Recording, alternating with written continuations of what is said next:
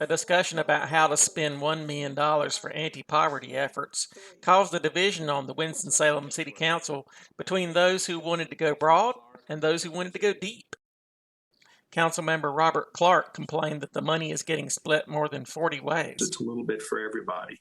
And my concern is this will not make a difference. It's going to be mostly spent on overhead and administrative costs, and it will not achieve what we want it to achieve. I think we should have picked 4 or 5 organizations, give them enough money to do a good project and to do it well. Councilmember Annette Scipio said that the problem with dividing the money among so many groups is that no group got enough money to really carry out its project. I am very concerned that the proposed funding is just a pacifier, not a firm action towards ameliorating our social justice and anti-poverty issues in our city. In the best of times, fundraising for nonprofits can be a real challenge.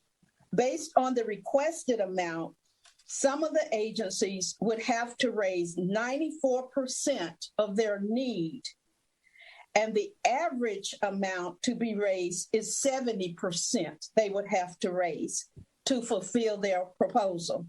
Councilmember Kevin Mundy talked about his own experience being on a committee that recommended spending and said how disappointing it was when basically the committee's recommendations were ignored.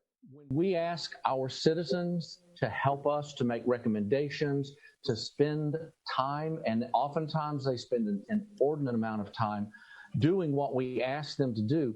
If we don't give them proper guidelines, if we don't give them the rules to follow, shame on us. We asked a committee of citizens to do something for us, and they did that.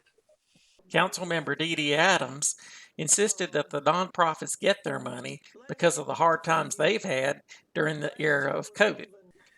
The people and groups, the nonprofits that apply for this money, they are in dire need. If the nonprofits are not allowed to get the money that restaurants, small business, and the governments and everybody else is getting, how do we expect these agencies to survive and to help us doing the heavy lift?